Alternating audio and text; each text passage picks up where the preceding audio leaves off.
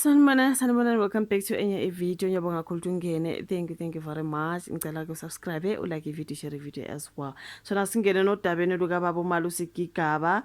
Ngiyabona kunodaba ngaye lapha kukhulunywa ngokuthi kuphiko oluphenya amacala enkohlakalo selwengeze uDokotela Malusi Gigaba kuba umsolwa kwesihlanu kwabasole ekucaleni ke lenkohlakalo okukhona kubona abayizikhulu zeTransnet bebevele enkantolo ePalm Ridge eGoli ngolwesibili leli cala ke laselihlehlisiselwa kuJanuary 30, 2026. Ke sabona ke kunezindaba zikababa uMalusi Gigaba you guys engathi kuthiwa ke uzinikele emaphoyiseni kwathiwa nango ke uyovela enkantolo kwathiwa hayi into ekanjalo gazi abantu bethu uboshiwe kwathiwa hayi akaboshwanga uye wazinikele emaphoyiseni ke kodwa uzovela ecourt into ekanjalo. Former Public Enterprises Minister Dr. Malusi Gigaba has been charged with corruption linked to Transnet.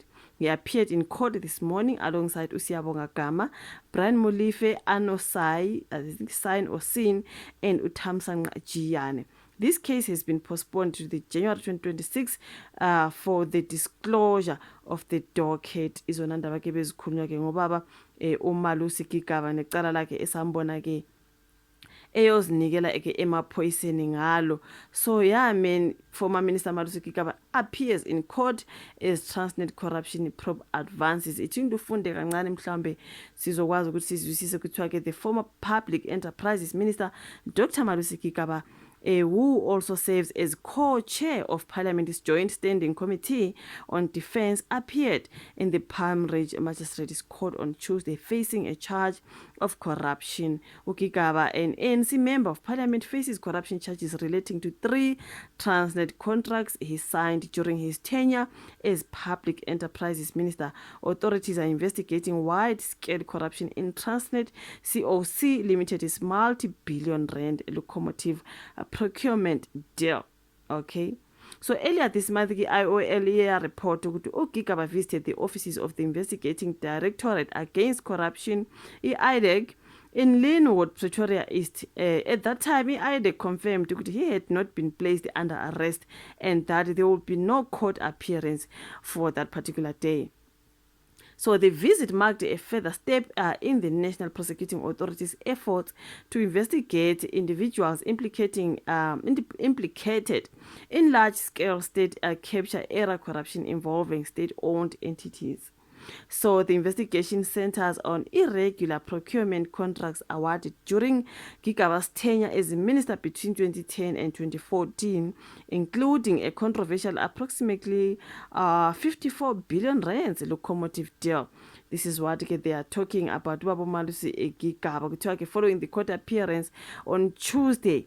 IDEC spokesperson Henry Mamotame told the reporters that Gigaba faces a charge of corruption alongside 4 former Transnet executives, Brian Molefe, Usiyabonga Gama, Anoj Sin, Uthamsanqa Jiyane. In June, our earlier report the quartet was released on 50,000 rands bail, each following alleged corruption linked to the Guptas.